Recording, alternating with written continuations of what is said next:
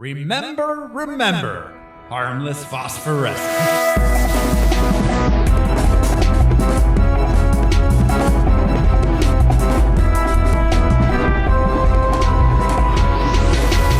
Who am I? Who is but the form following the function of what? And the what I am is one of your hosts, Thoreau Smiley, who's joining me this week. I'm Josh Cece. Oh, damn it. I watched C is for Cookie instead. But I still have notes. Hi, I'm wearing my Brian Lesh mask today. It came in the mail just in time.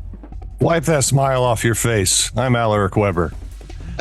And this is Harmless Phosphorescence. It's the deep dive movie podcast where we pick a theme or a series, we watch the movie, gather some research into the production and source material, then tell you all about it. This show is brought to you by our patrons like executive producers Michael Beckwith and Atticus Burkett. You can be a patron too. Go to patreon.com/harmless entertainment. We got lots of bonus stuff there. We've got Star Wars shows and holiday shows. There's a bunch of music recommendation shows and, of course, our monthly movies. We just put up Live and Let Die. We're going to be continuing the Bond theme this month with The Man with the Golden Gun. So that's coming up later this month. We'll be putting that up. It's $1 a month. Yeah, I was going to say, didn't you say we have a new member to our Patreon? We do, yes. We have a brand new patron by the name of Stan Sitzman. So, Stan, hey, all right. Welcome aboard. Stan, we appreciate you, buddy. Sitzman. Yeah. Thanks, buddy. So, that's it. $1 a month, patreon.com/harmless entertainment. This week, though, on Harmless Phosphorescence, we are watching V For Vendetta. Do you know why you're here, Evie Hammond? You're being formally charged with treason, terrorism, and sedition, the penalty for which is death by firing squad. You have one chance, and only one chance, to save your life. You must tell us the identity or whereabouts of Codename V. Do you understand what I'm telling you? Yes. Are you ready to cooperate? No.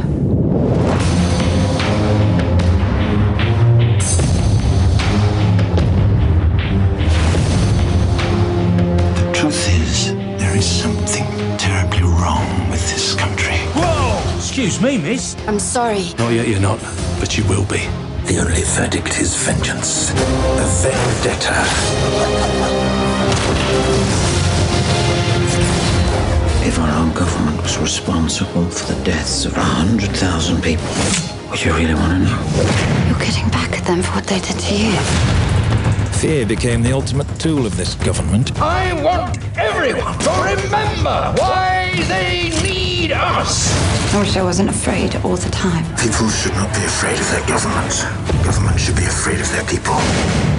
This is exactly what he wants. Chaos.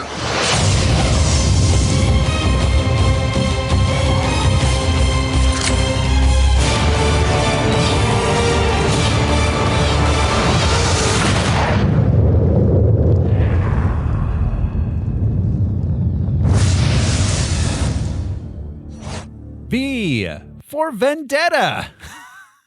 It was released March 17th, 2006. It had a running time of 133 minutes. It cost $54 million and it made $134 million. So it was a medium-sized hit there. Did Natalie Portman get solo billing for this movie? She got top billing. In that trailer, it was just Natalie Portman. I mean, literally, like in the title card or the credit card at the end of it. It's crazy. Well, 2005, she was already, she was as famous as she was gonna get, probably. She was hot shit, which is why they cast her and her impeccable accent work over.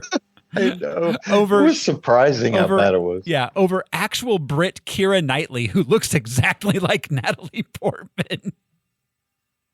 I will say Natalie Portman is arguably a better actor when it comes to dramatic acting. Sure. But there's a lot of talking in this movie. There's a lot of British talking. And Natalie Portman has to do it. And she meets it with a modicum of success. At one point, a character is like, "You know what I wish?" And I said that British people spoke a little quicker. Me too. Some American in there. Blah, blah, blah, blah. Yeah. No, there's not a poor British person in this movie. It's all rich British people because they all talk like that. Poor British people, you can't understand. Aye, governor. I had a bit of the wibbly wob. Yeah. At least that's my reading as an American. Was like, damn, they're all very proper, prim, and One of my favorite hobbies is to find Britishisms, ridiculous Britishisms, and tell Jude about it because every single time he's like, "God damn it, Britain!" Yeah, that's my attitude. Just yesterday, I found out that they call whipped cream in a can squirty cream. See, that almost feels hostile. Like that's what I'm you. saying. You're just doing that. Squirty cream. Squirty, 2 syllables. Okay. Britain. Okay, so yes. V for Vendetta made a fair bit of money, so that means we're going to play the box office top 10 game. Bum, bum, bum. Brief note, this was actually the premiere of this was a few months before at Butt-Numathon. Oh, wow. I remember that. Yeah, the Harry Knowles. Harry Knowles, Ain't It Cool News at the Alamo Draft House. Yeah, Butt-Numathon. Ain't It Cool News, big website in the early to mid 2000s for film and entertainment industry stuff. He got Me Too'd in 2017 and had to resign from his own site. Josh and I applied one year to get, but we didn't get tickets. You had to submit like a little essay and photos that were based on the theme that they had. Mm-hmm. So the theme we did was like biblical yearbook or something very weird. But like I got a wig and a beard and a Letterman's jacket, and I was like Moses in the yearbook, and even like posing and looking. Yeah, nice. Fuck Harry Knowles. He didn't let us in. Yeah. No, that dude seemed like a real douche. There were a couple other reviewers on the site that like I had a bit of respect for, but him personally, like, yeah, that guy's reviews were always like really bad. Mm-hmm. He was a one-man Rotten Tomatoes basically, so it was just like, okay, you didn't like it, sorry. But he was like super like pay for play kind of dude, where like if they wined and dined him, he was like, "This is the best. Daredevil's the best superhero movie ever." I hate to say at that point in time, there was a lot of independent media that was like that. This is the beginning of the end of like individuals being individuals. Yeah. Are being tempted with large sums of money to stop being truly independent. Yeah. Yeah, absolutely. Right around this era, it was changing. The world was changing. Yeah, I mean, punk rock magazines, fucking everything. So, but we will play the box office top 10 now. The top 10 movies of the week of March 17th, 2006. And I will describe them. And the guys here will try to guess what movie I'm describing. At number 10 for the week of March 17th, 2006. Oh my God. Okay. 2 teenage girls discover a mermaid in their beach club swimming pool. Oh. Sirens? No, but that's, it's starring Emma Roberts, Sarah Paxton, and JoJo? Just JoJo. Huh. No idea.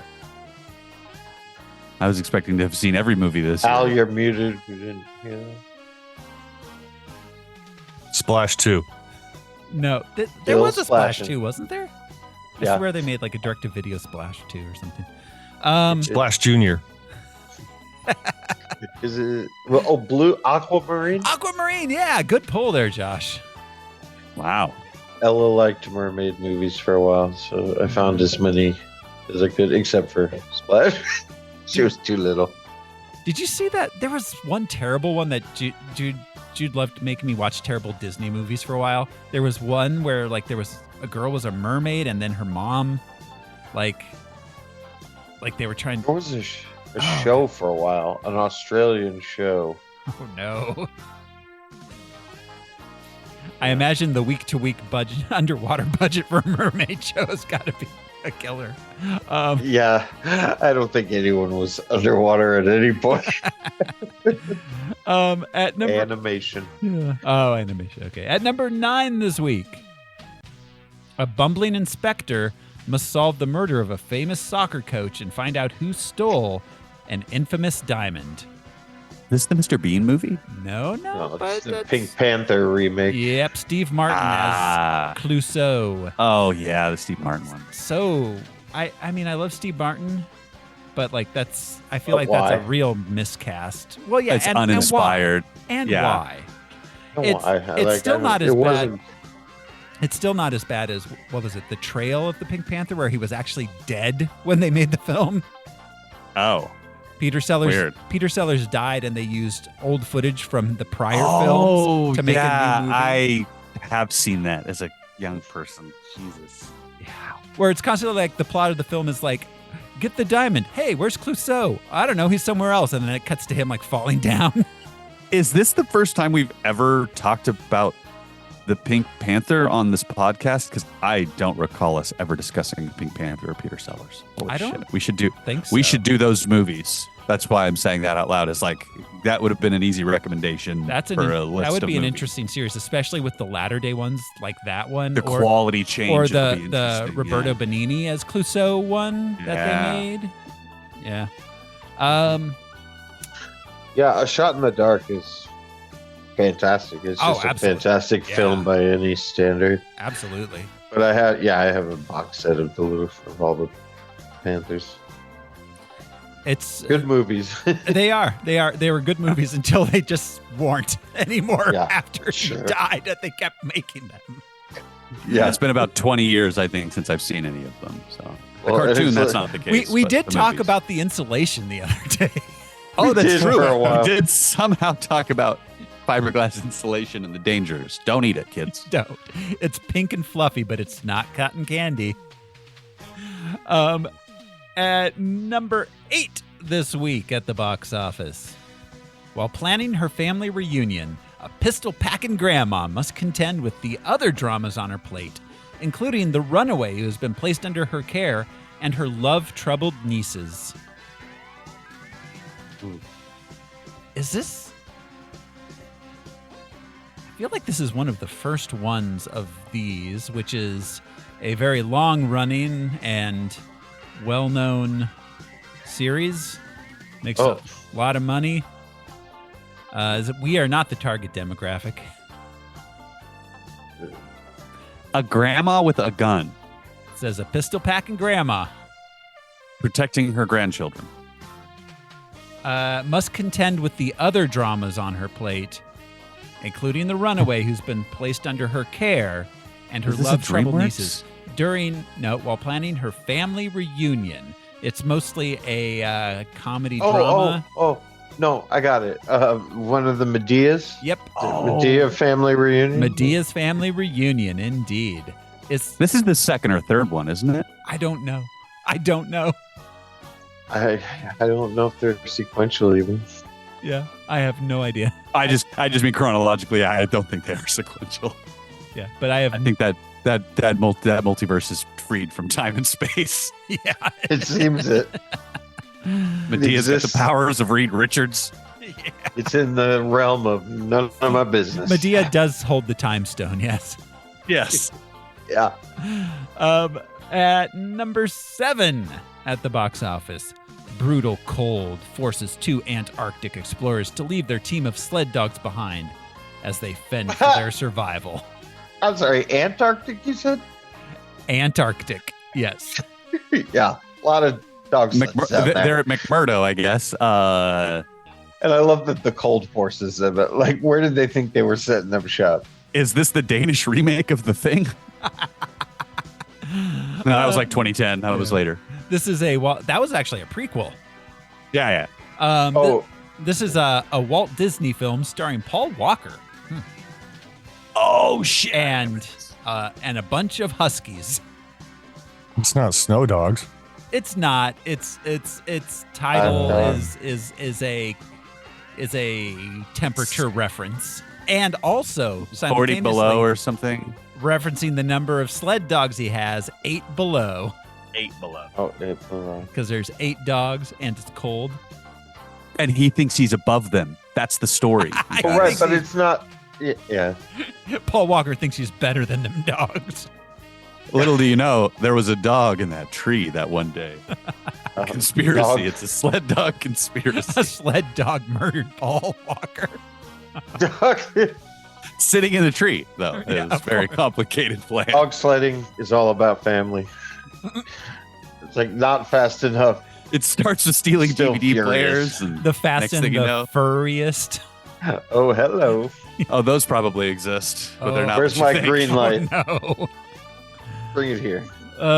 At number 6 this week, an aging alcoholic cop is assigned the task of escorting a witness from police custody to a courthouse some distance away. There are 27 blocks? close. 26 blocks? Go down. 24 blocks? Okay, this is going to take a while. This is Mos Def and Bruce Willis. Yeah, absolutely. It's a really, really interesting movie. It's not great, but it's interesting. 16 blocks. 16 blocks, thank you. Yeah. That makes way more sense, it being a hip hop artist and everything. Yeah. But Mos Def plays like that's some distance away. he's a witness who is like he has like a intellectual disability that's like very vague, and he plays it kind of interesting. Like you keep like misinterpreting him as being stupid, but he doesn't communicate with Bruce Willis the way that Bruce Willis thinks he does, and they spend all day trying to get across town together. And by the end of it, it ends really well. This and Be Kind Rewind are like Mos Def's like high points after. Be Kind Rewind was really cool. After Hitchhiker. Hitchhiker, thank you. After playing Ford. Mos Def is a very interesting actor. I still am not a huge fan of his Ford Prefect. His performances are just weird. I can't look away. I love watching him act. It's just not what I expect. Yeah. And I think that's what I enjoy about it. Yeah, no, it's very unusual. At number 5 this week, I remember this one. A traveling family falls victim to a group of mutated cannibals in a desert far away from civilization. It's a remake of The Hills Have Eyes. The Hills Have Eyes, yep. I think they filmed parts of that outside of Yuma. Makes sense. Kind of looked like it. Yeah. At opening this week at number 4, when her brother decides to ditch for a couple weeks, Viola heads over to his elite boarding school, disguised as him, and proceeds to fall for his school's star soccer player, and soon learns she's not the only one with romantic troubles. She's the man, Amanda Bynes. She is Amanda Bynes. She's the man, indeed. I don't know how I remember either of those things, except for the fact that fucking Lady Ballers came out, and I was thinking about She's the Man and Joanna Man because that stupid Lady Ballers thing. Yeah. That was a popular movie. She's the Man. Yeah, it was Channing Tatum's in that one. Yeah, Channing Tatum's the male love interest. That's right. He's very funny in that movie. Channing Tatum is a great comedic actor. He's a funny guy, yeah. He just is not the star they want him to be, sadly. No, he's not. They wanted him to be like a serious romantic leading man, and he's really a comedic character actor in disguise. I think it took long enough, but he found his niche, and he's firmly in it. Him and Sandra Bullock are hilarious together in that one movie, The Kingdom of whatever. Both of the Jump Street movies were incredible. I still haven't watched any of those. Oh my god! Oh, really? They're the first hilarious. one especially, but yeah. Yeah. The second one, like, jumped the shark in such an intense way that it was like, yeah.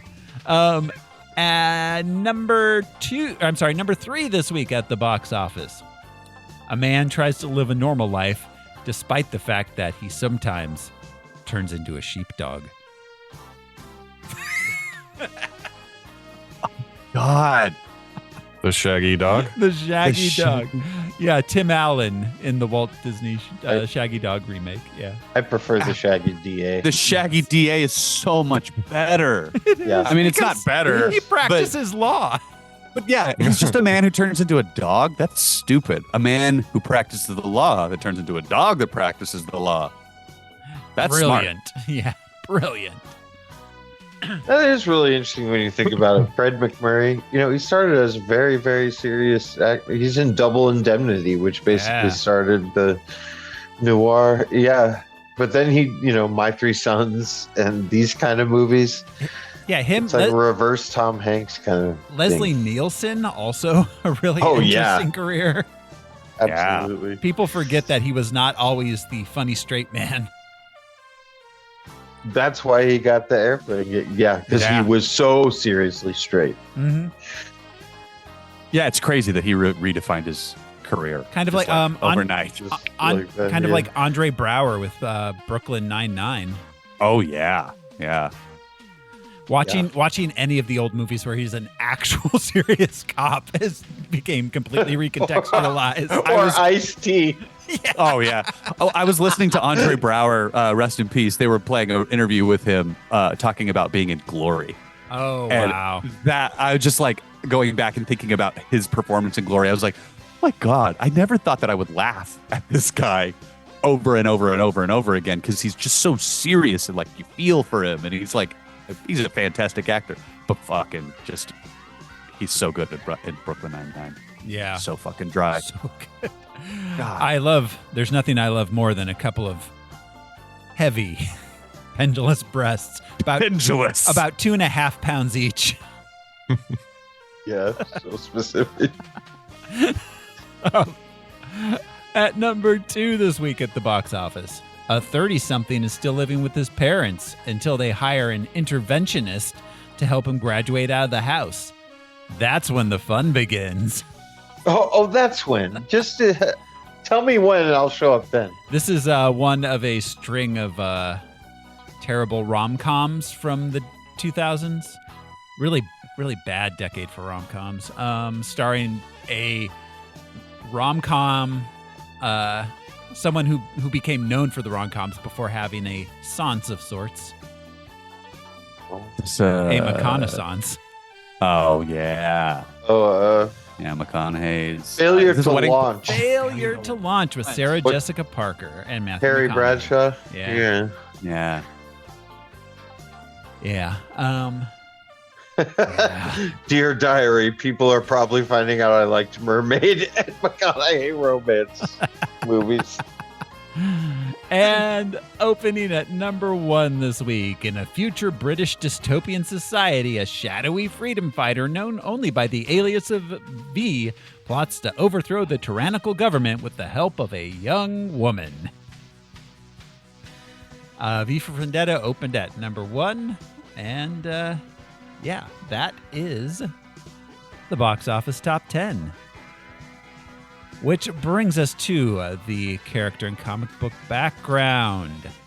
Al, Professor, enlighten us. Am I muted? No.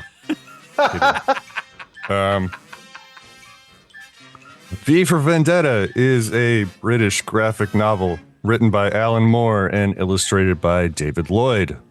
Moore and Lloyd had previously worked together on 4 stories for Doctor Who magazine.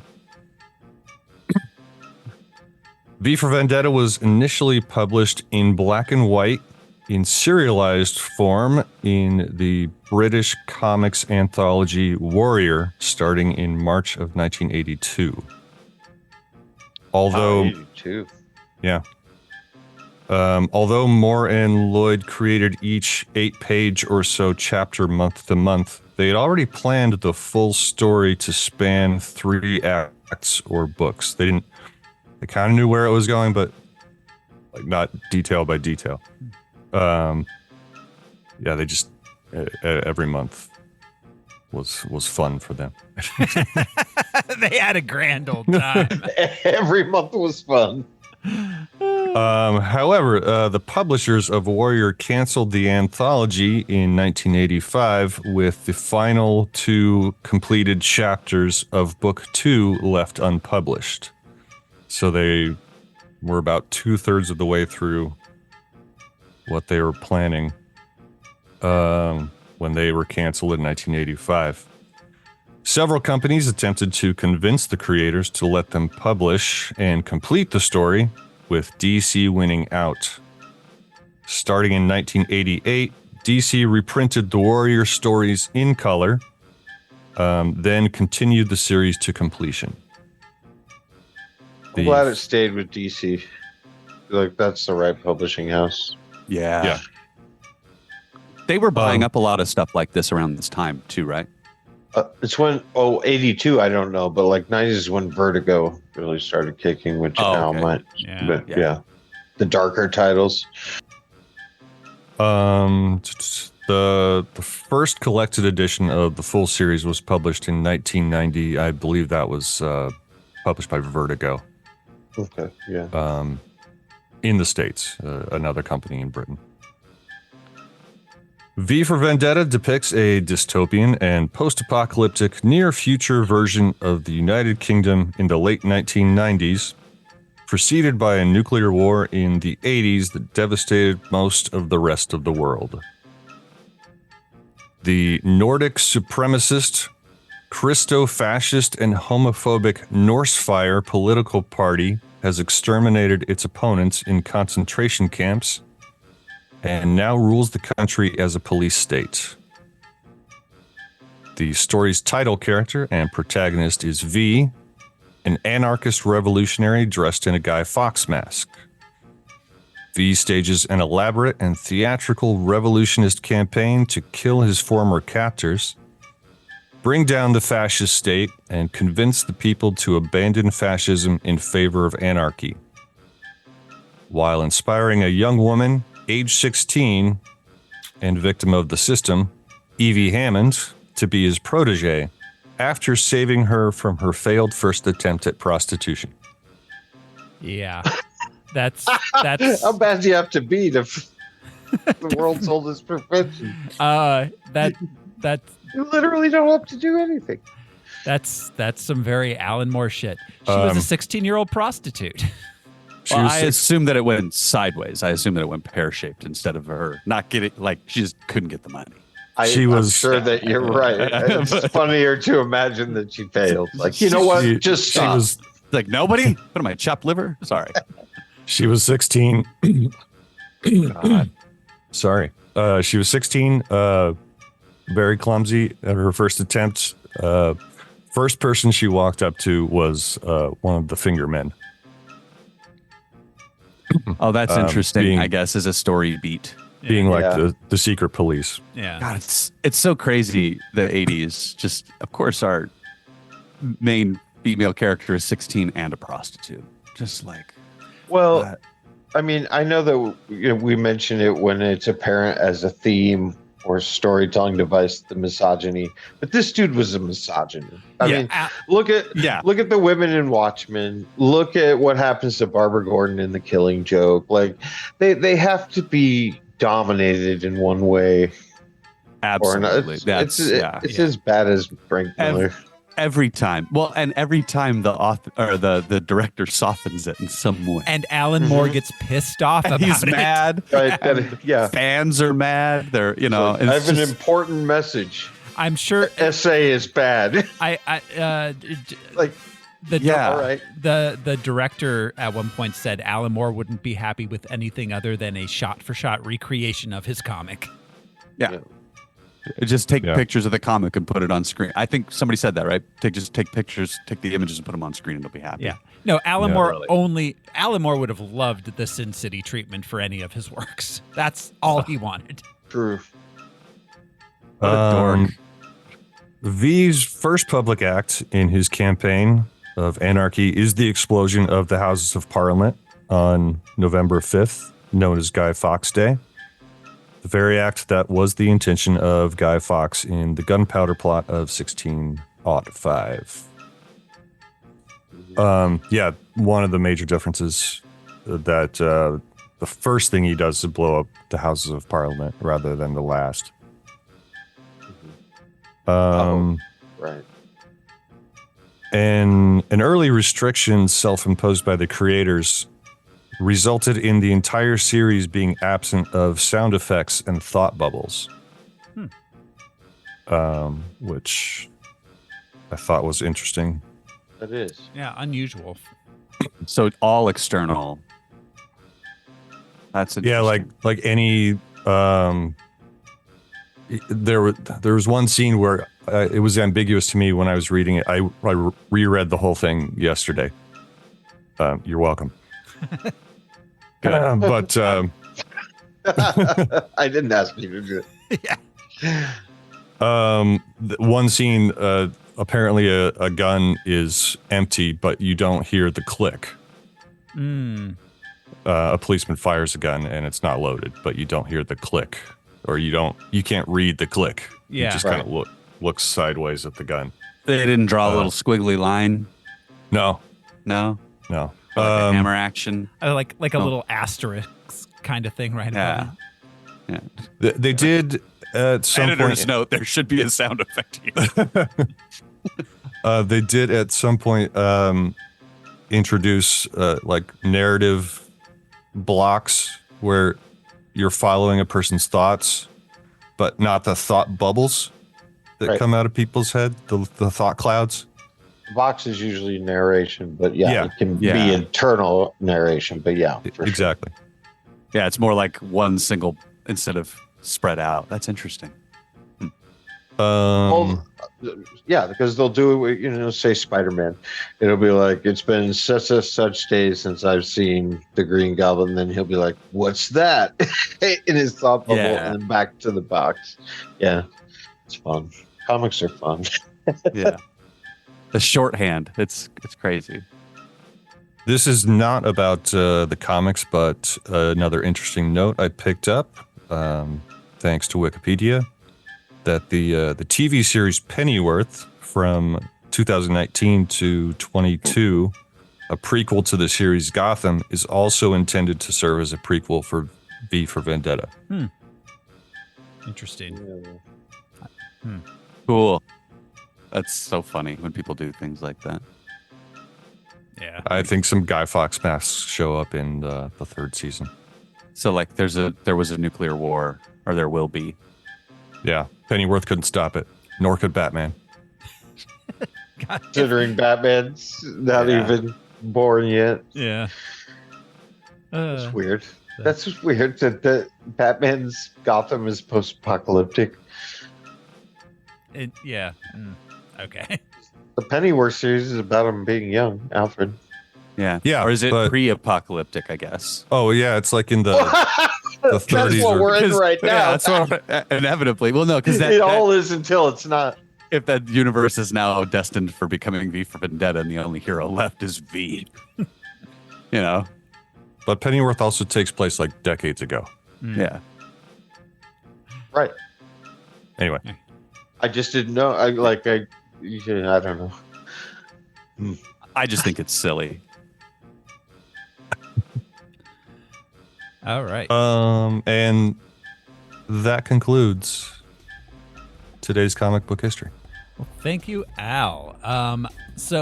Okay. That brings us to the production of the film itself, and I'm actually going to start a little further back than I usually do. The gunpowder plot, as Al mentioned, was a plot to blow up Parliament. Big Ben. Look, kids. Look, kids. Look at it. In 1605. It was mainly an assassination attempt against King James the 6th of Scotland, 1st of England, by a group of English Catholics. It was led by Robert Catesby, who was a disgruntled Catholic. So, just like the best of them. Yeah. It was. They chose the 5th of November due to that. It was the opening of the House of Lords. It was the state opening of Parliament, and so the King and all of the Lords, they'd all be there. Guy Fawkes, Partying like it's 9. Yeah. Guy Fawkes was assigned the task of lighting the fuse to the explosives, a task which he failed. He like the Serbian dude in World War II. Like, if he hadn't stopped for a sandwich. Yeah, exactly. He was, of course, captured in World War One. Did I say two? The guy in the alley who shot the Kaiser. My bad. Yeah. Well, he failed, and then he was all upset with himself and stopped for lunch, and the motorcade came by again. He was like, "All right." Yeah, there wouldn't have been World War One if he'd gone to a different place to get a sandwich. All right, but anyway. Yeah. I mean, Guy Fawkes could have lit the fuse. Or Franz Ferdinand, after having been, after they, an assassination attempt on him, had been like, maybe we just go home. Right. Yeah. No, they killed this dude. This aggression will not stand, man. Same guy. Guy Fawkes was executed. It obviously made all the papers. Big news. Yeah, the people who could read about it, I'm sure. It was Kanye level news. Yeah. John Milton was very taken with the incident and wrote about it multiple times. It apparently influenced Paradise Lost. In 1841, a historical romance was written about Guy Fawkes that painted him as sympathetic, and Guy Fawkes became a popular feature in the penny dreadfuls of the time, which were, kind of just like the popular media of the day. Pulp Fiction. Yeah. In England, it was celebrated every year, Guy Fawkes Day. The children would wear Guy Fawkes masks, and then they would burn effigies of him. So I was going to ask, because, it sounded as though these masks had already existed. Yeah. It was common for children to wear Guy Fawkes masks. It was a holiday. They'd burn effigies of him, and I don't know what else. British stuff. Eat some squirty cream or something. Leave out parsnips for him in the middle of the night. Parsnips for Guy Fawkes. Yeah.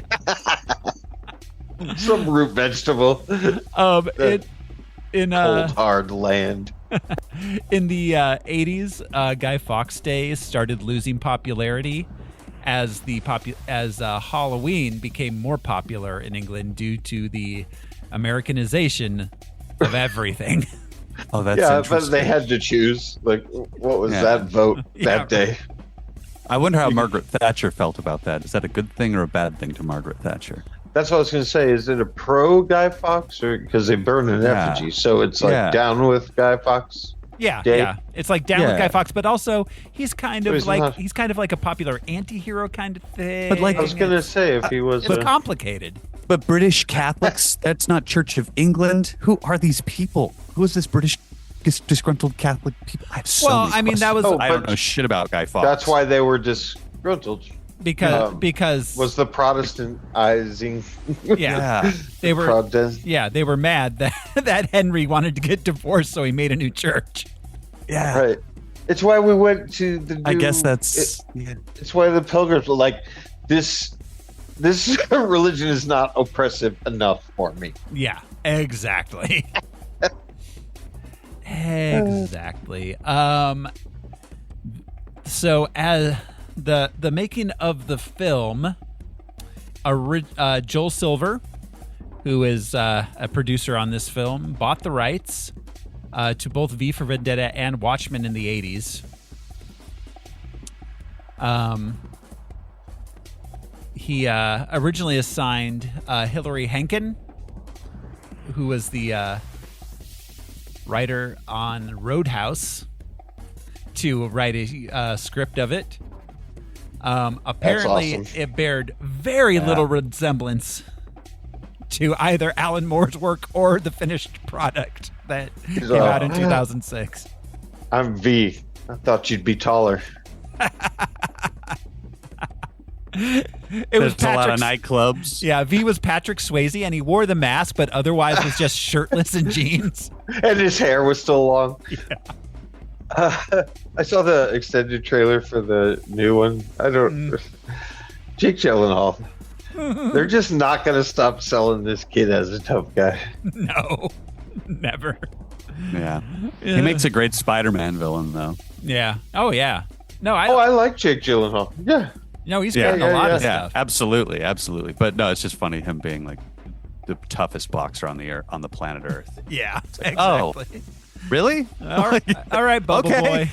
Cool, I'll watch. Yeah. And he looks tough, but I mean, they're constantly, I don't know. We're just like, give me at least somebody built like The Rock. Okay, I will say this. He'll kick the shit out of me. Oh, sure. Hands down. That's hilarious. I was just about to say the same thing. He could kick my ass, but he could probably kick all 4 of our asses in one go. Okay, now that's where I pump the brakes. That's my point. No, I think 4 of us can take him. That's fair. So on our Patreon, how many celebrities could we fight? Yeah. Brick, you had a trident. Yeah. Which celebrities could the 4 of us beat up? Oh my God, that's a whole podcast. Yeah. Natalie Portman, I think we could. I don't know. Yeah. Now, that's I feel the like show. I think the newest Portman is more. She's actually, badass now. She's more shredded. Yeah. But I don't know. All the way since the professional, I wouldn't cross her. Oh no! She'll get us murdered for sure. Yeah. If she doesn't die from sadness first. Yeah. We know her one weakness. Being Yeah, sad. they did her dirty at the. Yeah, it's like so strong, and then like. It's like, I'm such a great actor. Why are you doing this to me? You're like, that's why. You have to be sad when you die. I mean, the character as a whole, yeah.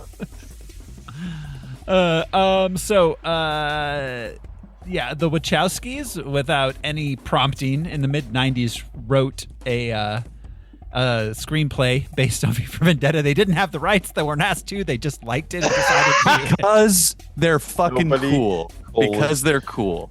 That's cool as fuck to do. It is. It's fun, but it's also kind of fan fiction-y. Yeah, sure. They didn't know they were going to be the Matrix people. After the Matrix films, they contacted Joel Silver and got it made because they just made the Matrix, and they were like, "Sure, make another movie, please." They did a few more drafts of it. They did not direct. They asked James McTeague to direct it. James McTeague was a assistant director on The Matrix. All 3 of the Matrix films. Right? Or Scottish? Yes, I believe he is. He is from New South Wales. He is Australian. Oh, he's Australian. Yeah. I guess I had never realized. But Carl Urban is New Zealander. I swore I thought he was like British. I thought he was British. Yeah, for sure. Because I saw a boys interview, and it was Carl Urban and Anthony Starr, and they're both from New Zealand. Wait, Homelander's from New Zealand? Yeah. What? Oh my God! You should look up Anthony Starr and him on panels and in interview when group interviews and stuff. He'll smile and chuckle, and then immediately go to the Homelander face when he thinks the camera's he is that dude. Yeah, no, that's the cast. The cast all said that he is the most like his character, and he didn't seem as offended by that as he should have been. I remember seeing that. That's interesting. So James McTeague, this was his first directorial film. He did, of course, work in the industry for years before. He was assistant director on the Star Wars prequels, as well as the Matrix films. So Pinecrest Studios? Yeah. Is that what it's called? Pinewood? Pinewood, yeah. Pinewood. Pinewood. But he worked for years. He worked on Dark City, Street Fighter. I'm not sure he should keep that. But this was his There's nothing wrong with how this movie was made. No, it's a perfectly competently made film. It's not it didn't not blow a me bad out movie. of the park with its direction, but it was good. It encapsulates that prequel era perfectly. It's no Matrix, but it's really cool. It's different. There's a lot of interesting stuff that they do that's creative. Yeah. I think its biggest problem personally is that there really wasn't anyone to root for. They didn't really give you, and that's probably Alan Moore's problem. V is not a protagonist character. I mean, she should be the protagonist, and they tried to do it, and it just doesn't really work because you have to spend so much time with him. Right. They clearly tried to make her character someone you could relate to more than the Alan Moore version of her character, but they could. Stephen Ray as cop, they make it seem like you're supposed to be fun, and he's somewhat different, but he still works for this theocratic. He's still in the inner circle of this. Right, so it's just but at the same hard to time, get behind anything. He's supposed to be the the hero of the night figure that exists in British culture. Like I was like, oh, okay, that's cool using these archetypal things as characters that we get to see their perspective from. Each one is two-dimensional. Like I don't know, didn't know who to root for. You're not necessarily rooting for the inspector. Nobody had a character. They all had archetypes. In the comics, a whole chapter was spent with Inspector Finch going to Larkhill and taking acid, LSD, to get inside the brain of the man he's after. I mean, frankly, that would have been a lot more interesting than his dry, by a police guy. Yeah. Yeah. But in the interest of keeping the film under 4 hours. Yeah. Right. Yeah. An acid trip in real time. I think inserted into the movie. These characters, not to they were so two-dimensional. They should have just leaned on some existing British archetypes stronger, than just kind of being vague, like Sherlock Holmes and his partner, instead of just some random cop and some gal, like I don't know what famous British person in history. But you don't mean actually Sherlock Holmes? Not actually, no.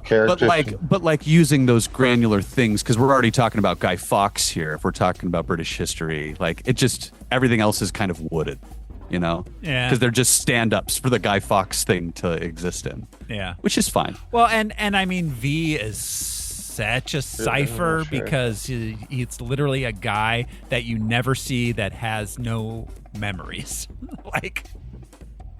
like that, you can't get more cipher than that. Interesting. Yeah. Yeah, I'm not saying this is bad. I love this movie, and the story is interesting. It's just interesting to watch it and look at it and go like, damn, they really didn't do anything with these characters in any way that's interesting at all. The film's interesting, but it exists entirely in style and plot. There is no character. And it's just dialogue that doesn't do anything for the character. It's just weird. Yeah, it's so weird. It's strictly a series of plot machinations. So weird. It's weird how that happens without them getting character as a result. Okay, I don't know. Well, we'll see when we get to the. I don't know. I have points that I'll save. I'll just okay. So James McTeague, as a director, after this went on to direct films such as Ninja Assassin, The Raven, Survivor, and Breaking In. All films that were mildly middling, okay, and fine, and kind of successful. He also did he ever do music videos? No, not that he didn't. He worked on a few TV series, Sense8, obviously with his Wachowski connection. He directed some episodes of Marco Polo and something called Messiah, which I've never heard of. And he did work on Matrix Resurrections as a producer. Our cast, our original V was James Purefoy, who he went on to be in Rome, and The Following.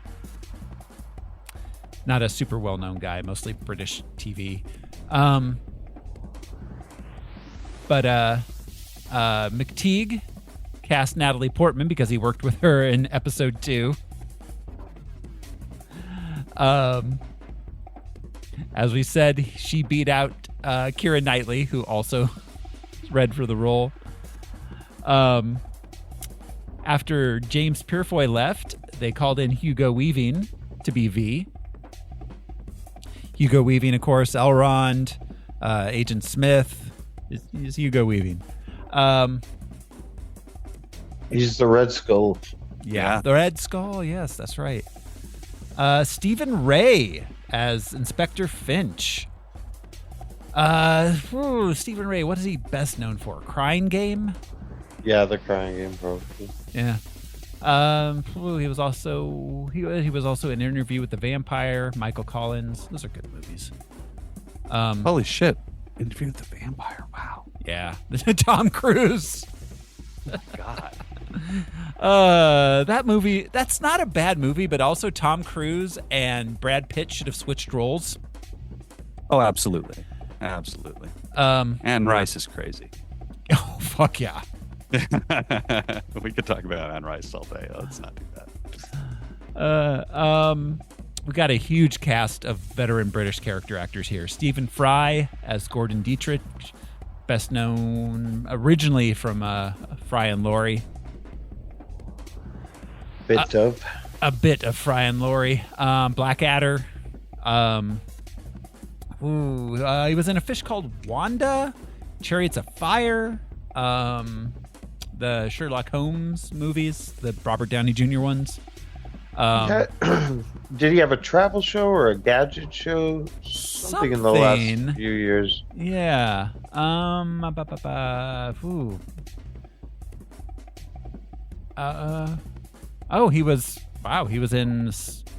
He had a television documentary called Stephen Fry, The Secret Life of a Manic Depressive, in which he talked about his bipolar disorder. Interesting.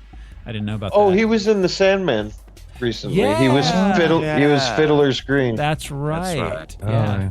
He was also the narrator for The Hitchhiker's Guide to the Galaxy. Yes. Yeah. Yes, he was. He's in so many things, but he's great. Oh, he was the narrator for Harry Potter video games. Huh. Stephen Fry in America. That was his travel series. That was his travel series, yeah. That's right. I remember him seeing a football game and being like, this is incredible. They have jets flying over? John Hurt played Adam Sutler. High Chancellor Sutler. Fucking John Hurt. Somehow unrecognizable to me. He plays this his face is so screwed and turned and evil. He is so good at it. He's John Hurt. Elephant Man, Midnight Express. Alien. Kingdom of the Crystal Skull we saw him recently in for the show. Yeah. I appreciated the 1984 connection. Yes. Yeah. Yes. Definitely. That's right. 1984. Yeah. Wow. He plays the Countess in Even Cowgirls Get the Blues, which not the best adaptation, but not terrible either. I forgot about that adaptation. Uma. Yeah. Interesting. John Hurt, veteran character actor. Also starring Tim Pigott-Smith as Creedy, the head of the secret police, the fingerman. He's mostly in British stuff. The Chief, Midsummer Murders, The Suspicions of Mr. Witcher. He was just... and he did a bunch of Doctor Who in the 70s. Which everybody did. It was a hot club drug then. Yeah. Rupert Graves was Dominic Stone as the Inspector Finch's right-hand man. Yeah, his partner. He's in Sherlock. He played Lestrade. Wow. Yeah. He was in A Room with a View, Madness of King George, the 2020 Emma remake, which I heard was good but didn't watch. Death at a Funeral. That was a good movie. So yeah, Rupert Graves. Roger Allam as Prothero, the Talking head. TV. Yeah, I was the what's the Fox News guy I'm trying to think of that he's like Pinhead guy. Hannity. Oh, Hannity now. Bill O'Reilly. At the O'Reilly, time. yeah. O'Reilly. Yeah. O'Reilly. God, this guy, he's the spitting image of Christopher Hitchens, and it is crazy. Yeah. Every time I see him, I'm like, it's so weird to see a guy who looks just like Hitchens dressed like a fascist. Yeah. Well, you know what's funny is I also thought it was Christopher Hitchens, so I started Googling this sentence: is Christopher Hitchens in V for Vendetta? But you know what the first suggested search was? Is Christopher Hitchens in hell? Oh wow. And I just love that many people had to Google to see if he made it in. You know what? Like there's a roster every year. Yeah, God's got a website that he he keeps updated. Yeah. And that you can ask, is he in hell? Yeah, man. Probably. I don't know if there is one, and those are the rules that you got to follow. We're all probably going to hell. Roger Allam, though, who is not Christopher Hitchens. Sadly. Yeah. We've also seen him in Game of Thrones. He played Illyrio Mopatis. He was in the thick of it. And we last saw him on this show in Speed Racer, which was a monthly movie that we did a couple years back. Was he the dad or something? No, John Goodman was the dad. John Goodman was the dad. He played Royalton. Oh, he was the evil corporate guy. Oh. He was also another Wachowski movie. Yeah, another Wachowski. He was also in the Sandman series recently as Azazel. Huh. In hell. In hell. Sinead Cusack played Dr. Delia Surridge. That's the lady doctor that died. She's mostly in a lot of British TV stuff. I feel like that's it. That's most of the people there. That's good enough. Everybody else is just a wooden guy standing there in a uniform. One more. Dascom was played by Ben Miles. I bring him up because he was one of the 5 top men in the government. He was the other TV guy? The TV guy. Okay. The entertainment TV guy? Yeah, okay, that guy. John Tesh, I guess. Oh, fascist John Tesh. Right. Quick note, the Valerie Page, the flashback lesbian note writer. Oh, yeah. She was played by Natasha Wydom, but as a child, she was played by Imogen Poots. The lesbian note writer. All right. Poet laureate. Yeah. But yeah, Imogen Poots, pre-fame, playing, which also her nuts. Every single time funny. I say her name, I'm like Poots. Anyways, V for Vendetta has 73% on Rotten Tomatoes. It's considered generally a well-liked film. I do have a few Letterboxd reviews. No Gene. No. Oh, no Gene Siskel. was dead. Gene was dead, and Yeah. Roger was already having his jaw removed. It was a rough time. Yeah. So yeah, Letterboxd. Zoe Luke writes, "I love Natalie Portman and I hate the government. 5 stars." Yeah, succinct. Yeah. Letterboxd user Pendragon writes, "V for fuck off." Half a star. I wonder what their complaint was. Was it all the alliterations? It might have been. There was a lot of V stuff. V loved V. He loved Because at a certain point, I was oversaturated. I get it. V is for Vookie, and that's good enough for him. I love that cookie. That's good enough for me, says Cookie Monster. That's all I need. Good enough. Good enough. Every chapter, except for a couple that were called like prologue, every chapter of the comic was a V word.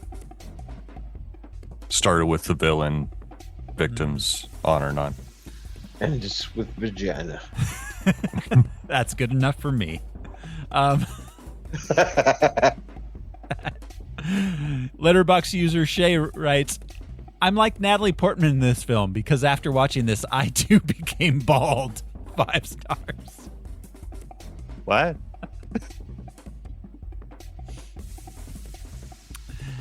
And Letterboxd user C Hall writes, Princess Diaries 2 for men. I don't understand how, as I've never watched Princess Diaries 2, but I have to assume that's correct. Half a star.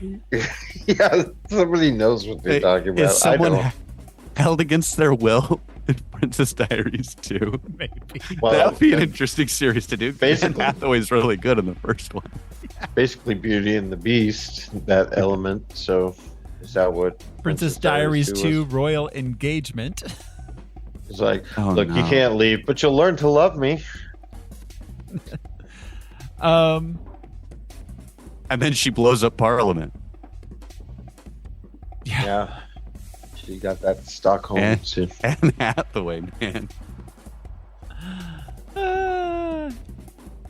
Yeah, Princess Diaries. Yeah, I don't know. There seems to be a lot about the Princess Diaries. I'm not going to go into that. So, that's about it for the background of the film, guys. You ready to jump into the movie itself? I wanted to spend some more time talking about the Princess Diaries, but well, I think that's just that's on our list. We're gonna get there.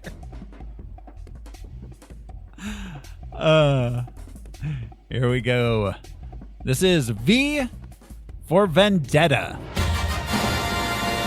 We open with a voiceover by Natalie Portman. A British voiceover by Natalie Portman. And a dramatization of the gunpowder plot when Guy Fawkes tried to blow up Parliament. And we cut to a title card. Is she just casually thinking about Guy Fawkes? Like, how often do men think about the Roman Empire thing? Do British people just casually think about Guy Fawkes and they're like, do I know Guy Fawkes? Should I love Guy Fawkes? Yeah. Should we blow up Parliament? You know, like, is that a British thing? How often do British people think about Guy Fawkes? She's just thinking about it. Like, what if Once he'd a been year. right? You know? I mean, they're told to remember the 5th of November. Yes, yeah. The British culture and government is actively seeking to make them think about Guy Fawkes.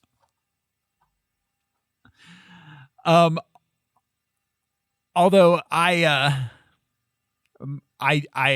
my first knowledge of the phrase remember the 5th of November was from the John Lennon song Remember. So I, for the longest time, didn't know who Guy Fawkes was. And I was like, what happened on the 5th of November, John? So then we join V getting ready, putting on his face, as intercutting with Evie getting ready to go out while the government sanctioned talking head spouts about fascism. That's Prothero, right? Yeah, that's Prothero. So that was one thing Alan Moore complained about, was that he said that his graphic novel was about fascism versus anarchy, and this movie was about conservatism versus liberalism. I would argue it's still about fascism. Yeah. To a lesser degree. To a lesser degree, sure.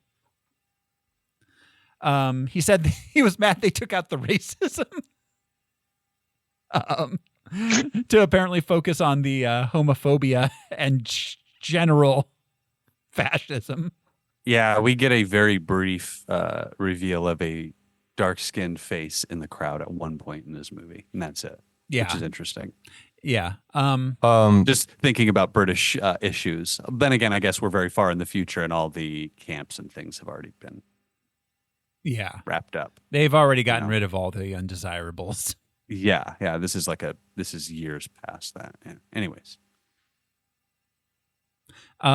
It is interesting that they chose to focus more on LGBTQ oppression, seeing as it is written by the Wachowskis, who, of course, would later become known for being trans.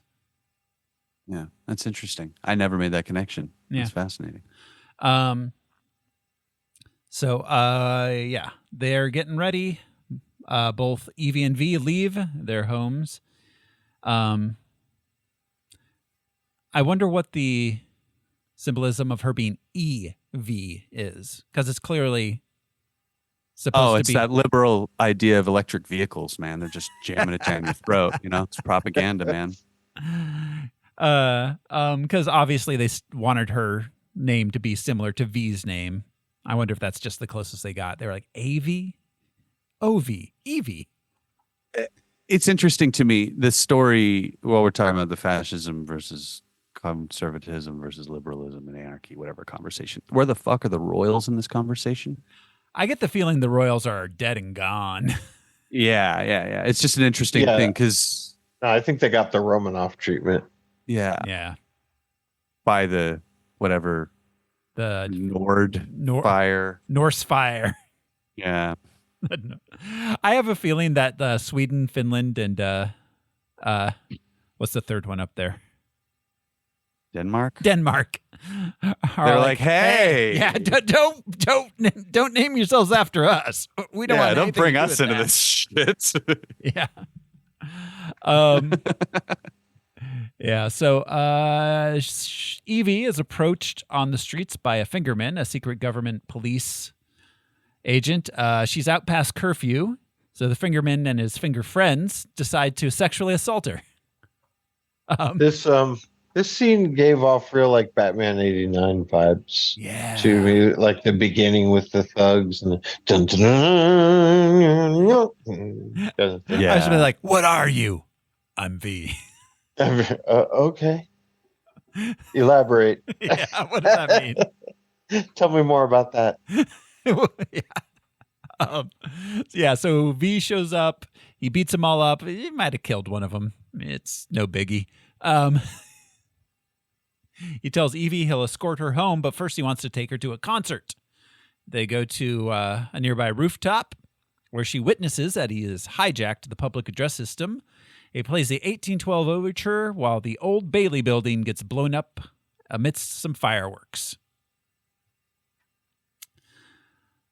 So he has planned this gigantic terrorist crime, and he's like on his way to go do it, right? He stops this girl from being assaulted and saves her, and he's like, come with me. I want you to be witness to these capital offensives. Yeah, basically. He's out of his mind. I'd like you in the way. I'd like to be thinking and talking to you while this elaborate thing. That's true. Yeah. Every revolution needs dancing. I mean, I guess so. That's true. It's that thing where the secret antihero always wants an attractive young woman to be a witness to what they do, so that it's not unlike the Joker, cool. Almost, where it's like this woman he has this weird fantasy thing. Yeah, it's weird. It's weird. Incels love this movie. Oh yeah, let's not even get too deep into that. But this is one of the movies that is considered amongst. Yes, that reminds me. I meant to follow up with a little bit of the impact of this film on culture. Yeah, like Mr. Robot. Yeah, there's that, absolutely. But in general, Anonymous, the Guy Fawkes mask.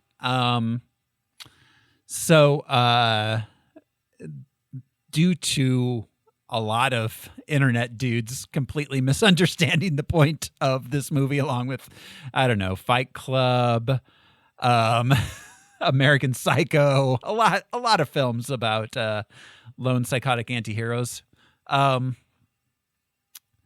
They started wearing this mask in part initially in let's see, the late 2000s at a number of protests, and also the hacking group Anonymous started wearing this mask, in part because Warner Brothers, which owns this particular design of the mask, started mass producing them as a promotional tool for the movie. And they became so popular that they continued mass producing them, and Warner Brothers makes money on every single Guy Fawkes mask that is sold. So the ultimate winner in all of this is still capitalism. Capitalism, baby. Yes. The shareholders. Yes. This is the gift that keeps on giving. Roger Wow. Zaslav is making money off these neckbeards on 4chan. That's like wow. Holy shit. That's hilarious. Yep. It's just funny to see Americans wearing Guy Fawkes masks. Yeah. Occupy Wall don't get Street. The first big protest was against Scientology by Anonymous, where the masks were worn. Anonymous is one thing. When people wear it out in the streets is a whole other thing, because they're doing videos on the internet. You know, it's like a video on the internet. I'm going to hide my face. Sure, whatever. And they're probably people that are not Americans necessarily. Yeah. But Americans wearing the mask during Occupy Wall Street was so frustrating to me, because it just felt so unserious, which sucks, because I wanted people to take that shit seriously. At one point, sort of serious person sometimes. At one point, Julian Assange wore one during a protest. Yeah, exactly. Like, yeah. So yeah, the impact of this film lasted far beyond the film's popularity itself. In a weird way. Thank you, Internet. So then after the Old Bailey gets blown up, we cut to a meeting between the dictator and his inner circle. Dictator is Chancellor Sutler. They discuss the giant screen. Yeah, the 1984 style screen. Yeah. They discuss how to cover up that it's a terrorist attack, and how to capture V, who they know wears a Guy Fawkes mask, and he was with a woman. They caught them on a surveillance footage. The next day, Evie's at work at a TV station. We meet her mentor, Gordon, who she was supposed to meet the night before when she was on her way and got stopped. The news claims the destruction was part of a scheduled demolition of Old Bailey. It is pretty clever, I will say, as far as spin goes. The cheeky contractors who were scheduled to do it thought it'd be fun. Yeah, yeah, sure, why not?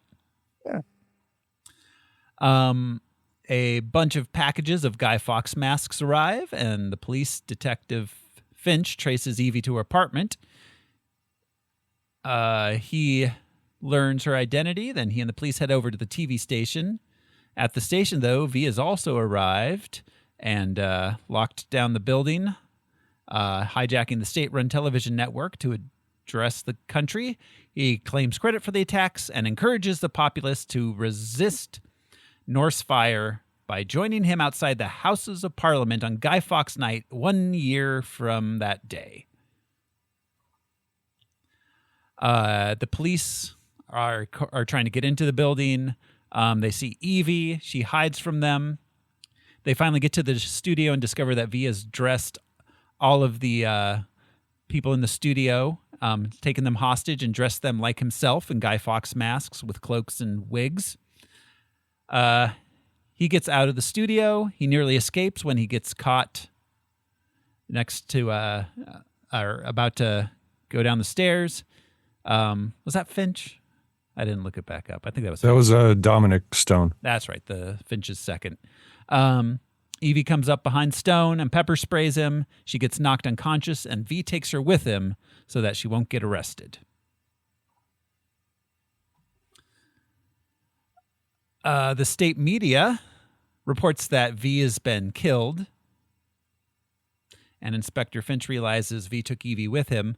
The police accidentally kill one of the hostages dressed up like him, and they use that footage as proof that V was killed by the police. We find out that her parents were activists. They became activists after her brother died in the St. Mary's School terrorist attack 14 years earlier.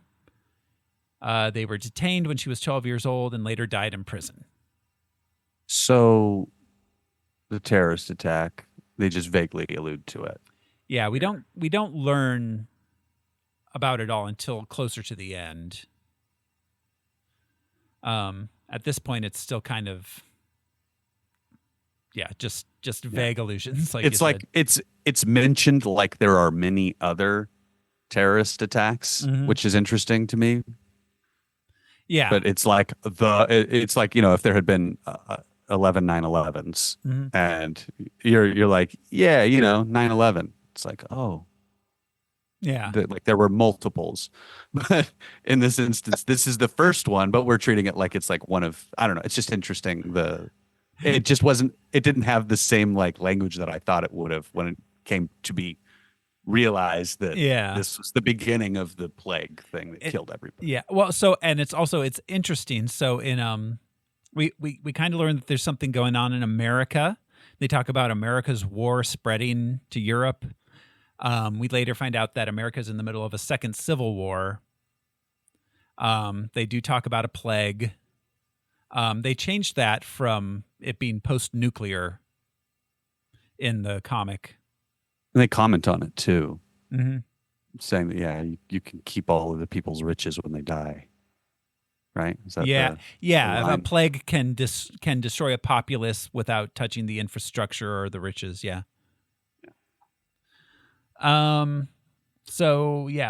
Evie spends the night at V's. He cooks her breakfast like Prince would. Breakfast is served, bitches. They spend some time talking, bonding. Then V kills Louis Prothero, the Norse Fire propagandist, talking head. He's in his bathroom. He's got a hell of a shower. Yeah, that setup is awesome. Yeah. It's gigantic open space. He watches himself on TV as he showers. Yeah. That was in the middle of his office. Oh, that's true. Yeah. It's in the office. He was still at work. Wow. It's like, listen, I get real sweaty. I got to clean up. Just like O'Reilly. It's like, my fascist uniform is pure wool, and it's very itchy and sweaty, and I have to constantly shower. Otherwise, I smell. Finch gets called in to investigate. He discovers Prothero was rich because of his stake in a pharmaceutical company. When he was in the military, he was stationed at a government medical facility, which they can't find any information on as all the records have been destroyed. Oh, and he was also killed and left with a rose. Yes. A single red rose. Like Zorro. He was sent home like he's the bachelor. Like, sorry. It's not you will you, not baby. be getting It's a me. rose. Back at his lair, V and Evie watch The Count of Monte Cristo. Then they see a news report about Prothero's death. Evie gets upset at V for killing him. This is largely The Count of Monte Cristo, a revenge story with a guy who helps a young girl. Al, was that in the comic, Count of Monte Cristo? No, it didn't come up. I wish it had been the book and not. I mean, the movie makes sense, obviously, because it's a visual medium. Yeah, and you can show a movie, but the book is fantastic. The book is none of the movies have ever captured like what the whole book really is. The book is one of the oldest books that still holds up. Yeah, it's a banger. It's so good. I read it at like 19 and I was obsessed with it for years because it's just fun to read. Yeah, absolutely. Yeah, it's up there with for me, like the Three Musketeers. Yeah, is great. Prince and the Pauper. Wow, that's Twain though. That's a little later. But So he back at his lair, V and Evie. Oh yeah, they watch The Count of Monte Cristo. Then she tells him about her parents and brother's death, and V recruits her to help in one of his plots. We cut to Anthony Lillman, the Bishop of London,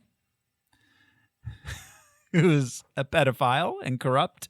He worked at the Larkhill facility. That's a medical facility. This guy's interesting because he's not in the like board of 5 guys, you know? Yeah, he's another one. He's He's not the only one, you know, but it's just, I remember this being confusing when I was younger, watching this the first time, being like, wait, how is he part of this? And it took a while to be like, oh, he must have been, okay. Yeah. Well, it's a theocracy, right? I mean, Yeah. it's not as over the top as Gilead and The Handmaid's Tale, but it's something similar, right? Yeah, they definitely, religion is an integral part of their fascist state for sure. Like Church of England kind of thing or whatever they use to... Absolutely. Oh, I don't think it matters. I found this unrealistic as he's into little girls when we all know that the church is into little boys. Yeah, this scene is just, oh. Man. Yeah, it's rough. I'm sorry, but her outfit made me be like, hey, look, it's a 25-year-old dressed up in a Lolita suit. Oh, it's just interesting because it's Natalie Portman. And she's, you know, been acting since she was a kid. Right. It's just interesting to have her playing. It's just like watching this as an adult. I'm like, fuck, this is so interesting going back and watching this movie. And she is one of the most sexualized young actresses of the 90s. Leon the Professional, Beautiful Girls, like. Well, and then being Leia's mom definitely did not hurt or did not help in that sense, you know. I mean, I think we recently talked, I can't remember what movie, we recently talked about how she would get she'd get letters when she was like 14 and 15 talking about raping her. Like, it's crazy. It's fucked up. Well, and she was one of the like spearheading figures of the Me Too movement and all that. You know? Mm-hmm. Yeah. It's interesting. Just going back this far in her career and being like, holy shit, whoa. So who did she call out?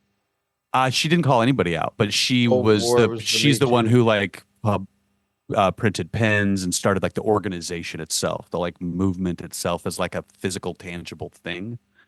It was her and somebody else. I forget who it was, like a writer, publicist person, journalist. I forget. But they started it at it was like an Emmy season or something. And they started wearing them to the 2 awards programs so that they could like put pressure on what's his face, Creepo, who Weinstein. But that's what Weinstein. I mean.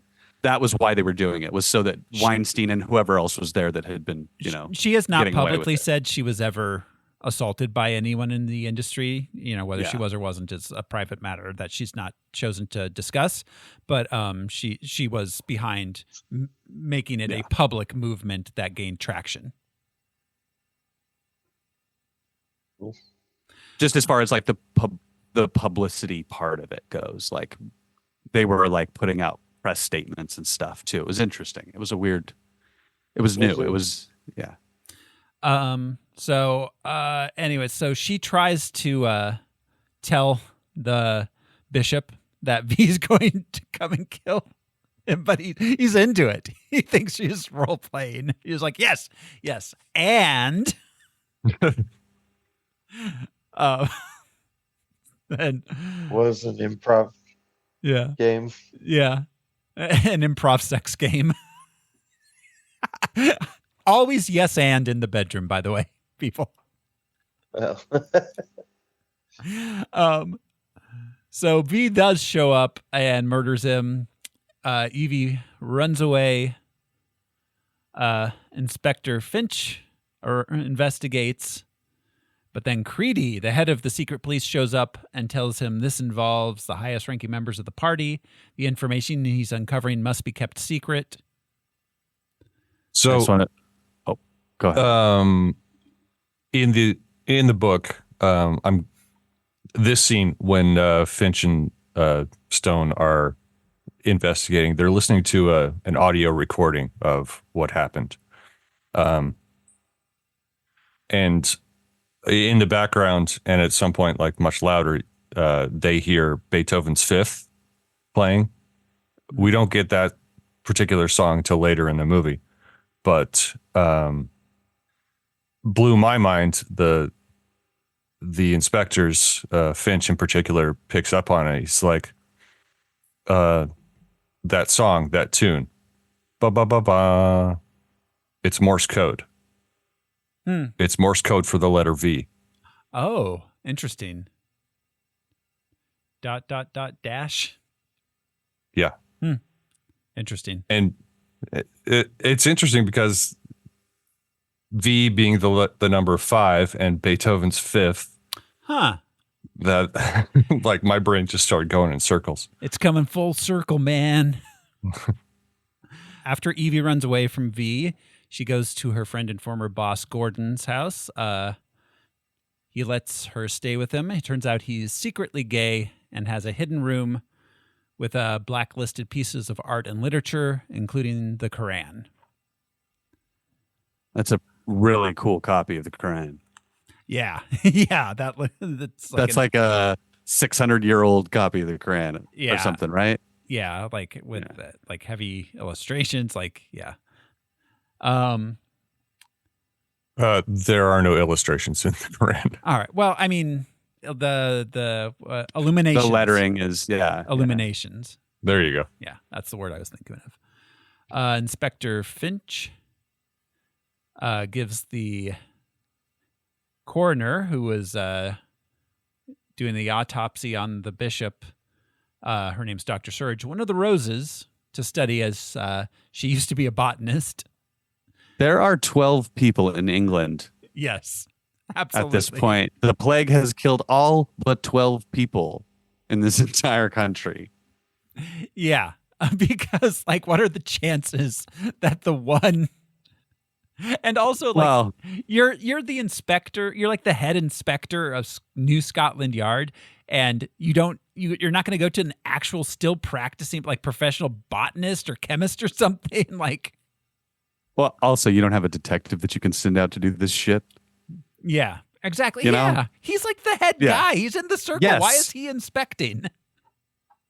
I can see the TV guy. That makes a little bit of sense because he could be self-produced, whatever, and he's super rich. Yeah, you know that makes sense in a fascist government. But the leader of the police force being an independent detective. They said he's the head of New Scotland Yard. It's fascinating. So yeah, we discover that the coroner is connected to the Larkhill. That night, V shows up. She expresses regret at her part in what happened. He murders her. Finch realizes too late that she was connected, and they arrive to find her dead. But he discovers her journal, which he takes. I think it's interesting that he killed one of them with like kindness. Well, not literally. Wined her, dined her. Yeah, he just kills her with poison. But I thought that was an interesting choice instead of like stabbing her to death in bed or something. Yeah, it was far less. You know? It was far less terrifying and violent than the other deaths. Yeah, that makes me think of there was a scene in Dexter where he kills a lady with pie. That's very satisfying.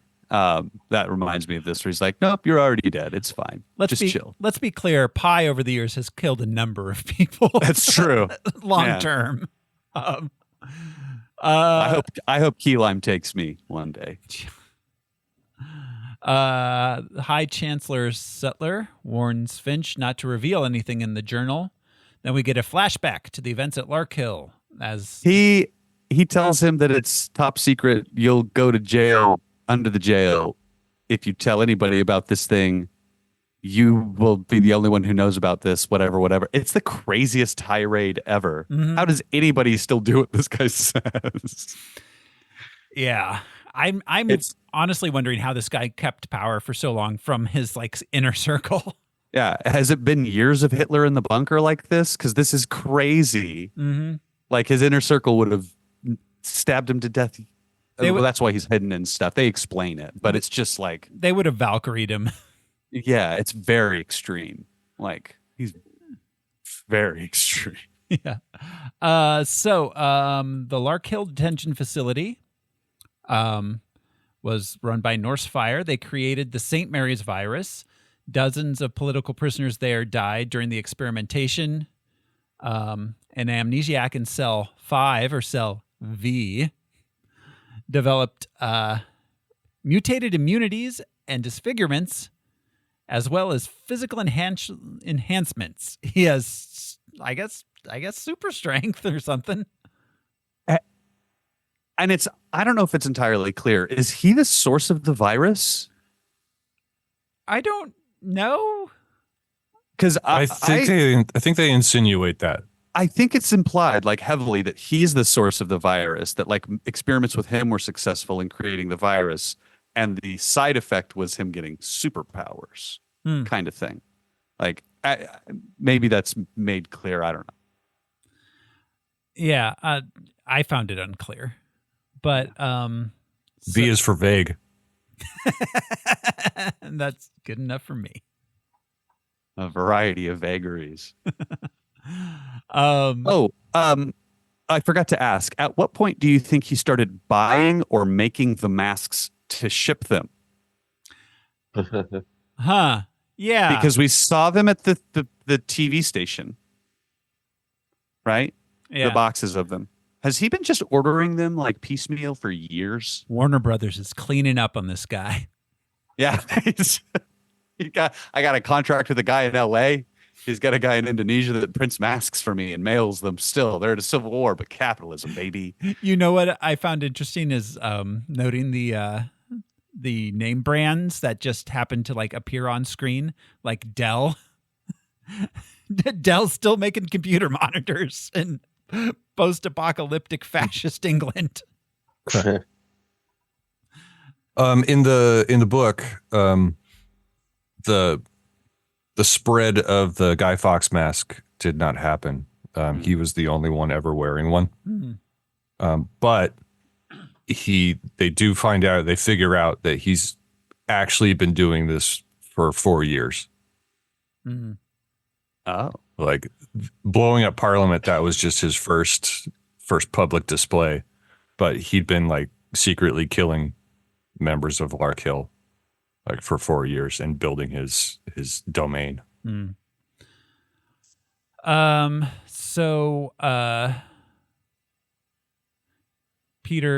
Creedy helped fake the terrorist attack by releasing the virus at targets, including St. Mary's School. He used the resulting public fear to help Northfire take power. Simultaneously, the company manufacturing the cure enriched the party members, and Finch starts becoming disillusioned with the government. He confides in his partner, and they begin trying to investigate this conspiracy secretly. This is it's wild to go back and watch this movie, and this is so nefarious. We're going to release a bioengineered false flag attack. False flag attack on a school, and it's going to kill 100,000 people. But the Gulf of Tonkin for Vietnam, the Reichstag for Hitler. I'm thinking about like also just real viruses and our passivity in response to them is almost more nefarious than releasing a virus intentionally on a population. It killed so many people. It's just interesting having now lived through a serious pandemic and watching this movie and being like, whoa, a targeted virus. That's almost quaint. Yeah. You know, like not to make light of any either COVID or viral infections or any of that shit, because that there's a real possibility of, bioweapons being real or being created and accidentally released or intentionally. But like now, after seeing governments respond to like a whether naturally occurring or whatever people want to say, like just a virus, our inaction is almost scarier than like response. It's interesting that they live in a world without the internet. Yeah. I mean, the government seems to have some sort of connected interlink. They call it. Yeah, but there's no public internet. Yeah, at least not that we're shown. Which would we all know if they did have one, there'd be a fair amount of people who are like, "Them kids deserve to die." They were probably liberals. Yeah, God. Yeah, it's just fascinating how simple this seems. Yeah. Now. So, meanwhile, Gordon on his show satirizes Sutler, Benny Hill style. I love the Benny Hill music, man. I loved when they cut to the band and the music stops and he's just playing the washboard. Mm-hmm. Like looks around. It was so comical. Very 70s British variety show style happening here. Yeah. But that leads to his arrest. He doesn't think he's going to get arrested, but he do. It happens in moments too. It's interesting. Like just, you know, he's all, the ratings will protect me. It's like, okay, bro. Evie initially escapes, but she gets captured as she flees outside of the house. She is detained. Can we spoil this at any point? Yeah, sure. I mean, yeah, who cares? Yeah. Watch the movie. Spoiler alert. When does he nab her? Does he nab her at this moment? Or does he nab her from the authorities after they have nabbed her? He was the cop. He was the cop. Knocked her over the head. With the ski mask. Yeah. Okay. Yeah. I hit the rewind button a couple of times. They showed us his hands earlier when he was making breakfast. Yeah. And the eye hole through the ski mask, that same sort of reddish burned skin tinge. Oh, okay. So they do make it more clear. Yeah. The Deadpool look. Yeah. Yeah. Topographical map of Utah. Freddy Krueger look. Yeah. Freddy Krueger. Yeah. Hey. Yeah. Yeah, they show him walking from a fire. Like he's burned. Yeah, absolutely. Yeah. No, I was just realizing how much Deadpool stole his look from Freddy Krueger. Anyway. Rob Liefeld. Yeah.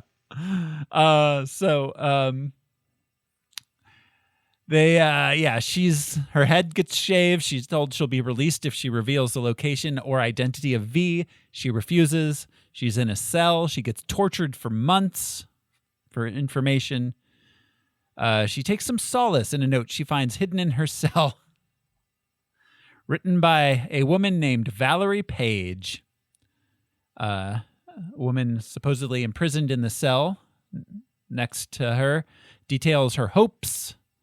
Despite her impending death, we, through her story, view the rise of fascism in Britain, intercut with her life as an actress and lesbian, and eventual death by execution. Assumed death. Why do you say assumed death? Well, Valerie. We assume Valerie died. But well, I mean, we'd see her thrown into the mass grave. I mean, yeah, we do. Yeah, but then we do see her at the end remove a Guy Fawkes mask. Are we going to split hairs? We see a lot of dead people removing the Guy Fawkes masks. Yeah, every character that's died. It became a little, fever dreamy at the end there. Yeah, like somebody's bleeding out and not really having this end the way they wanted it. Or it's in the Matrix. I don't know. That's a dark interpretation of this. Yeah.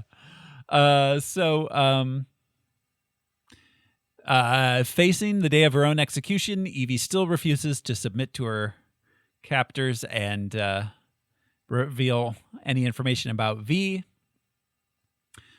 So instead, her door is left open. She's released. She wanders out and discovers that she was never really captured by the government, but was in fact being held by V. Bruh. That's just insane. I don't know how you make that palatable. Woo! Yeah. The first kidnapping was bad enough. Like, oh, you're going to stay a year here. Oh, you. I'm just going to make a leap here and say this is why a lot of the incel crowd likes this movie. the questionable, weird morals. Like you can kidnap your girlfriend. Yeah. Like that's how you get a girlfriend. Yeah, exactly. I mean, just because V is right about the fascist government being bad doesn't mean he's right about anything else. No, I don't. No bueno. Yeah. You can be right about one thing and still suck. Yeah, dude, the alliterations aren't cool. Yeah, Walt Disney, for example. Yeah, for real, Walt Disney. Yes. Yeah. So she's mad at first, and then she's cool Just with it. at first. Again, that misogyny, that special kind of misogyny. Like, hey, trust me, I know chicks. I think Alan this Moore. is one of her best performances, like best scenes, just because she's like doing a whole like fucking spectrum of emotions in such a short period of time. But man, this is such a rough situation that she is like, it's the prequels all over again. Like, you want me to what? What? He what? Yeah. Yeah. This is hard to come back from. Anyways. Yeah. You want me to come back and visit you again? No, dog. Evie, realizing that he's been avenging Valerie and the other Larkhill victims, promises to return and see him before November 5th. And she leaves. Keeps her head shaved. It's months until November 5th, and she stays head shaved the whole time. Yeah, that's insane to shave someone's head. That's That's crossing a line. Yeah, it's in a different category of violation. I'm not going to say it's the same as assault, but it is a kind of assault. Yeah. So it's insane. So her character has changed significantly. Arguably, she's our protagonist because she's changed. So when we first see her, like she, whatever. But when she meets the priest, she tries to rat on V. She's like, he's going to come and kill you. And the guy's like, ooh, yeah, I like that. Tell me more about this man that's going to come and kill me. She's like, shut up. I'm trying to save you. Get me protection. There's a terrorist. Mm-hmm. But now, after watching her friend die and being held captive, she's now firmly in V's camp. It's just a meandering path to get to where she's at. It's like it's one of the weirdest arcs I think I've seen a character. Because she won't give up his name. She values the idea more than her own life. Yeah. Yeah. But it's to him still. Regardless of morals and stuff. It's like, dude, yo. I would argue that she was already probably against the government and would have been cool with. Yeah, they killed her parents. Like but like by the time they killed Gordon, I have a feeling she would have just been like, yeah, go do whatever you want, V. You don't need to shave my head and torture me for months. Yeah, she can be reasoned with. Yes, she's an intelligent young person. Yeah, it's God. This is the central problem with the film is the imprisonment of Evie. My problems are mainly domino and mask based, but this is also a huge problem in the movie. The dominoes. Okay. Anyways, yeah. So this is a huge weird moral weirdness in this movie. Yeah, absolutely.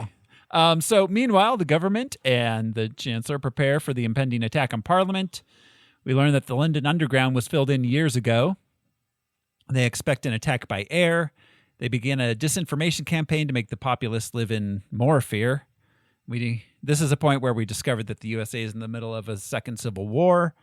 Meanwhile, Finch and his partner meet with a man named Ravenwood, who tells them that his daughter married Indiana Jones. And he has proof about what happened at Larkhill and the ensuing false flag attacks. I think it was a Rookwood. Rookwood, I'm sorry. All right, well. It was still a funny joke. Yeah. V breaks into Creedy's home, threatens to kill him unless he delivers Sutler to V. Creedy agrees as he assumes he will then be in charge of the government, and V agrees to surrender when Sutler's dead. We check in off and on with Evie, who's hiding in plain sight, sees more and more social unrest towards the government in support of V. Finch discovers that Rookwood actually died years ago, and the man he met was V himself, in disguise. Then, as November 5th gets closer, V has hundreds of thousands of Guy Fawkes masks distributed across the nation, leading to a spike in Warner Brothers stock.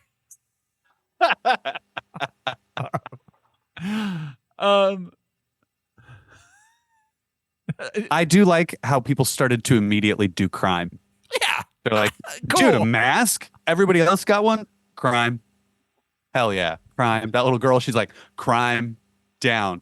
I mean, it's vandalism, but still. Yeah, it's minor crime. I mean, that's how anarchy starts. Anarchy doesn't have to end that way. It really is an ethos, but it always starts that way. Starts with, you got to get those assholes have to get it out of this. Yeah, exactly. Sure, throw some garbage cans through some windows. No, we got to talk. I thought it was funny. I hate queuing for bread. Fuck.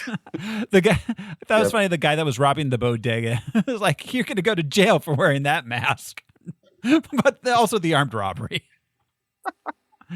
So, as I mentioned earlier in the book, he didn't distribute the masks. He shut down the government's surveillance, like the ears and eyes of the government. That's true. Now they can do what they want. They show the girl here. She just paints a V, but she just writes bollocks really big on something in front of the camera, which she assumes is non-functioning.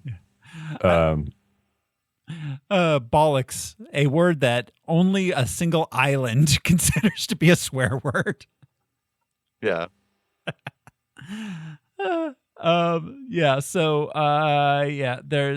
There's riots start after the secret police kill her. Yeah. But she does show up later on to take her mask off. So those masks have healing powers. It's fine. Those masks and the dominoes, once you get them all set up right, magic. V spends what must have been weeks setting up those dominoes. A domino incantation and spell, I think, for luck. I think this is his. He's like, if I get this right, nothing can go wrong. But then he just knocks him down. He doesn't take a picture. He doesn't film it. It's for nobody but himself. It's like those like Tibetan sand circles. Where eventually you're just like, and then we let the dog run around on it. I don't know, man. Whatever. They'll literally sweep it. It's just like, I get it, the impermanence of life, but Jesus, why? You're like, hold on, I didn't take a picture yet. Fuck. Yeah, it's like, guys. Well, I mean, he did have the entire crew behind him filming in slow motion. Some of those domino shots are incredible. That has to be real. Oh yeah, that has to be a real shot. I'm sure they set up real dominoes. Yeah, absolutely. Sure they did. Yeah, that had to take so long. Yeah. I forgot to watch the credits for the Domino Wrangler. Domino Wrangler. With the amount of pizza you could call. I imagine it's just like an old Cuban guy who wakes up really early to play with other Cuban guys. They just all bring their slams them dominoes down hard. Yeah, man. Sitting on somebody's porch drinking coffee. I haven't played dominoes in years, man. Come over. I have a set. It's the only game I play. Awesome. I have 100-year-old set of dominoes. Let's go. So let's see. V is visited by Evie on November 4th. They dance, and then he leads Evie to the shuttered London Underground. He says he spent a decade restoring it. There's a train full of explosives there. Not intending to survive the night, V tells Evie she gets to decide whether or not she's going to blow up Parliament. She pleads with him to abandon his crusade and leave with her. He refuses. She kisses his mask. He's like, I can't feel that. Yeah. That's a mask. It doesn't have the mask again. Honestly, it's better that way. I'm glad that he has a burned face and he's wearing a mask because he already took her prisoner. Mm-hmm. Yeah. Meanwhile, Finch decides to investigate the tunnels around Parliament as he thinks the threat may come from the underground. Creedy meets with V, executes Sutler before demanding V unmasks himself. V refuses. He fights Creedy's men, killing them all. Despite being shot and injured, he kills Creedy, telling him that the idea he represents is more important than his identity. Ideas are bulletproof, he says. You know what's not bulletproof? That's deep, man. Is 400-year-old armor. They did not intend for that to stop bullets.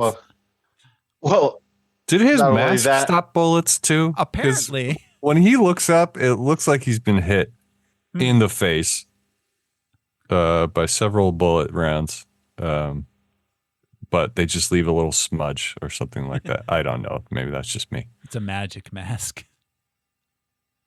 V returns to Evie, dying in her arms after admitting he loves her. Finch, I'm sorry. The romance felt so shoehorned in here in the last 5 minutes. I feel like it was a tie back to Valerie's note. The last line of Valerie's note, what was, even though I do not know you, I love you. It just loving another person in the world. Sure. Okay. Kind of thing. Liberal populism. If we're gonna get into the we're all kumbaya-ing together. We're not. We aren't going to win by destroying what we hate, but by saving what we love. Yes. Which I don't disagree with the message. It just is embarrassing. It is. In this point when they're going to blow up Parliament and bring down a fascist government. You guys are going to sing and blow up Parliament. This is there's a lot of revolutions happening here. I think they heavily overestimated how cool looking fascism needed to be in this, when really it just needed to have a bad haircut and ill-fitting suits.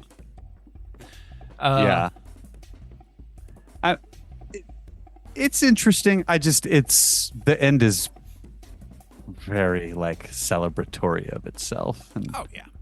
Yeah. I mean, I dig the Wachowskis overall as filmmakers. Overall. Not everything, but overall. But they do tend to be and then in the end, everybody's happy and we win and there's fireworks and we dance. Yeah, yeah. Everything's got to be a Ewok fucking celebration at the end. Yeah, exactly. They have to yub-nub every time. Yeah. Unless you notice the skulls that they're playing. Everything's fine. They ate those stormtroopers. Yeah. And turned their bones into drums. Yep.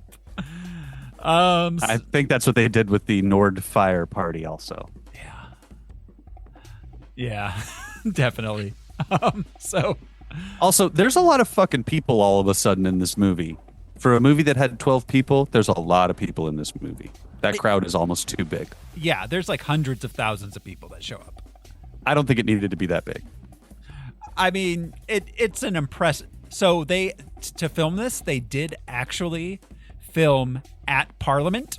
They shut down the streets and had all those people there in costume at actual Parliament. It was the first time they ever allowed filming in that location at that scale.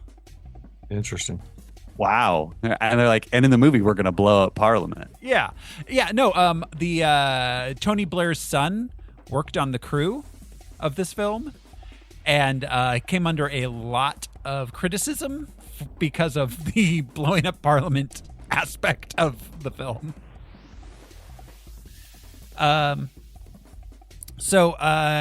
Anyways, Finch shows up.